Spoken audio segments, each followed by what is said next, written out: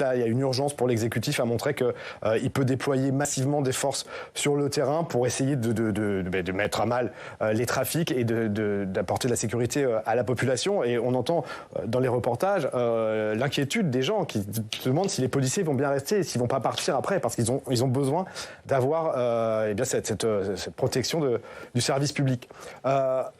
Ça, c'est des enjeux de court ou de moyen terme.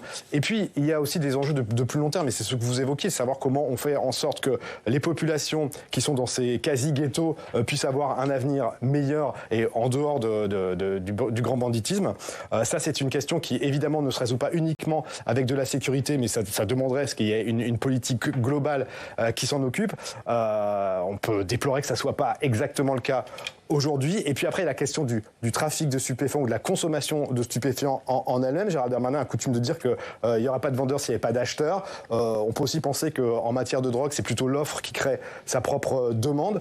Et rappeler qu'il y a eu un travail, alors qui n'a pas été mené au Sénat, mais à l'Assemblée il y a quelques années, par 3 députés de la majorité, Caroline Janvier, Ludovic Mendes et Jean-Baptiste Moreau, qui avaient étudié très précisément le trafic et la consommation de cannabis en France, en faisant ce constat absolument déplorable que la France était le pays qui consacrait le plus de moyens en effectifs et en argent à la lutte contre le trafic, et pourtant c'était le pays où il y avait le plus de consommateurs. Donc ça veut dire qu'il y a un échec complet de la politique publique sur la lutte contre le trafic et contre la consommation, et ils avaient le courage de poser la question de la dépénalisation du cannabis et qui, un jour ou l'autre, je pense, viendra de façon plus mûre qu'aujourd'hui dans le débat politique.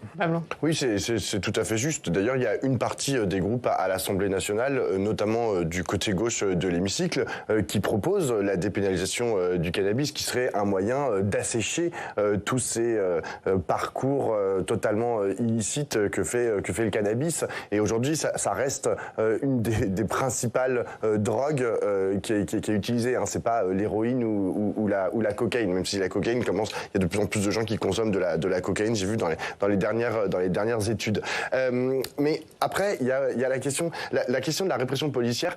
C'est important pour les gens qui pensent que ça peut être une solution, même à court, à moyen, voire à long terme, que de mettre de la police partout, en gros, à tous les coins de rue, et que ça va résoudre le problème de la sécurité. D'ailleurs, au-delà de la question du narcotrafic, il y a, si vous prenez par exemple des exemples de pays d'Amérique centrale ou d'Amérique latine, où il y a pratiquement un policier, je veux dire, c'est la réponse de certains gouvernements d'Amérique centrale à la question du narcotrafic et de la sécurité, c'est de mettre des policiers partout. C'est-à-dire que vous avez une militarisation du pays. Je pense par exemple au Venezuela, où il y a des militaires absolument partout.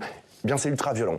C'est ultra violent et ils ne résolvent absolument aucun problème. Il y a d'autres exemples qui datent un peu, mais de l'autre côté du rideau de fer, où il y avait de la police partout. Pour autant, il y avait quand même de la violence partout.